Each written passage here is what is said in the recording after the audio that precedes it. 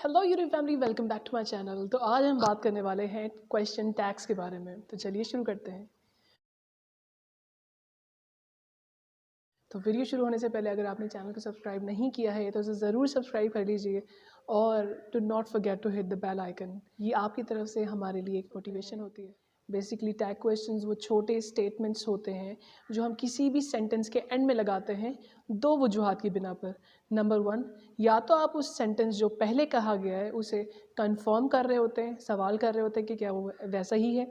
Number two, आप सामने वाले को अग्री करवा रहे होते हैं, इसलिए आप वो कहते हैं। यहाँ पे मैंने मेंशन किया है कि टैग क्वेश्चंस यूज़ होते हैं for questions and for agreements. आप देख सकते हैं यहाँ पे मैंने छोटे एरोज बनाए। नॉर्मली क्वेश्चंस जब हम लोग करते हैं तो हमारा इंटोनेशन, हमारी जो आवाज़ है उसका लेवल हाई जाता है। फॉर एग्जाम्पल यहाँ पर मैंने कुछ एग्जाम्पल्स भी दिए हैं। Kate will be here soon, won't she. ना अगर मैं यहाँ क्वेश्चन कर रहा हूँ, ये स्टेटमेंट के लिए मैं क्वेश्चन कर रहा हूँ कि केट जो है वो यहाँ पर केट जल्दी आ जाएगी। अगर मैं ये क्वेश्चन कर रहा हूँ तो मैं कहूँगा Kate will be here soon, won't she, won't she. Likewise अगर यही स्टेटमेंट मुझे सामने वाले से एग्री करवाना है कि वो टाइम पर आ जाएगी, केट टाइम पर आ जाएगी, केट टाइम पर आ जाएगी, अब जो पहला आ जाएगी इज़ का क्वेश्चन। लेकिन अगर ये एग्रीमेंट सामने वाले से आपने करवाना है कि वो टाइम पर आ जाएगी तो आपका इंटोनेशन थोड़ा सा चेंज होगा।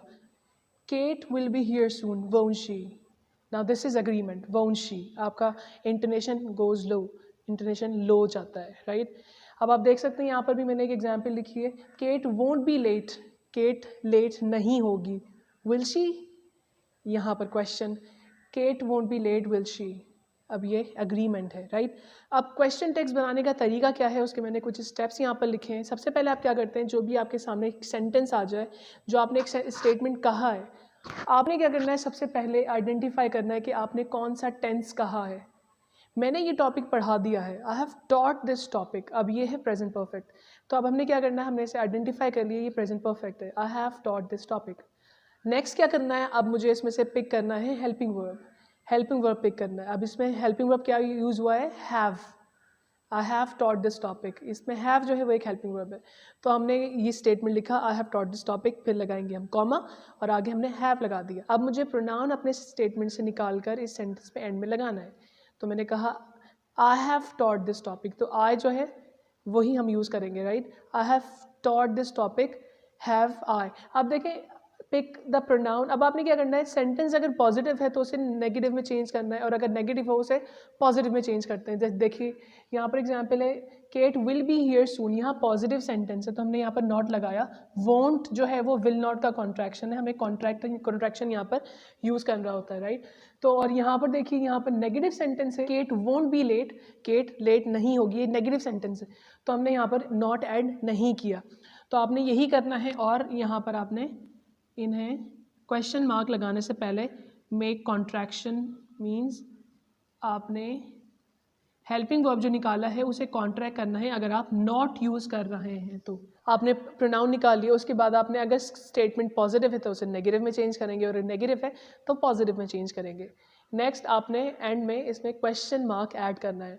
अब आई नो अभी भी आपके लिए ये क्लियर नहीं हुआ होगा, तो I have some exemplar sentences जिसकी मदद से आपके लिए बहुत ज़्यादा ईजी हो जाएगा। Sentence number 1, you travel a lot. ये सिंपल प्रेजेंट है, प्रेजेंट इंडेफिनिट है, तो आपने इसमें से हेल्पिंग वर्ब निकालना है। अभी सिंपल प्रेजेंट है तो यहाँ पर हेल्पिंग वर्ब तो है नहीं, तो यहाँ पर बेसिकली आपको पता होगा कि डू और डस जो हैं इसके हेल्पिंग वर्ब्स हैं।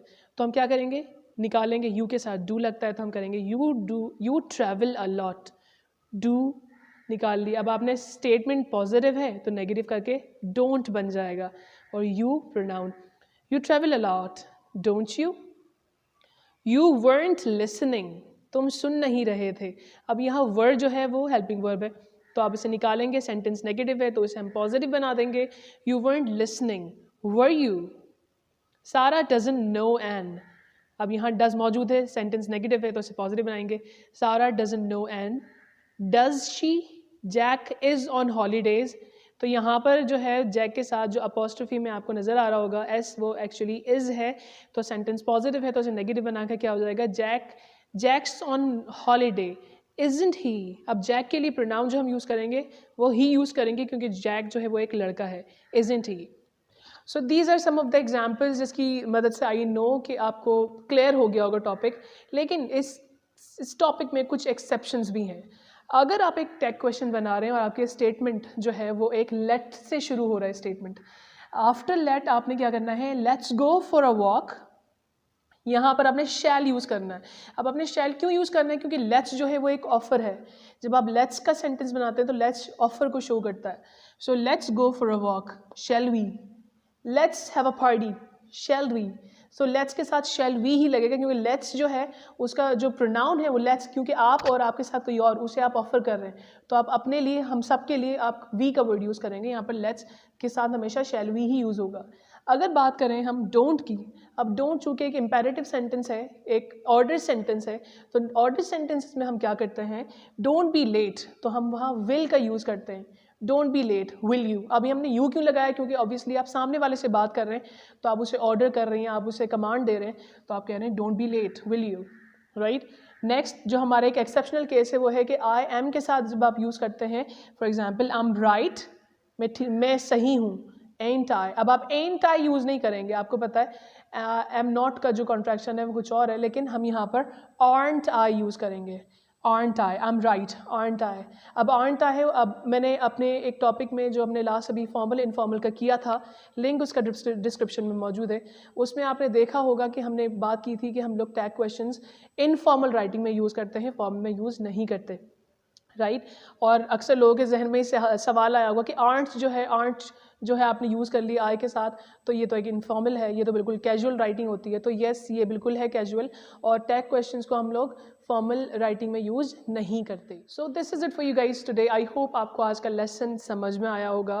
प्रैक्टिस के लिए आपके लिए कुछ क्वेश्चंस नीचे डिस्क्रिप्शन में मौजूद हैं, इन्हें ज़रूर इनके टैग क्वेश्चंस बनाइएगा एंड लेट मी नो आपके कितने मार्क्स आए इन द कमेंट्स बिलो।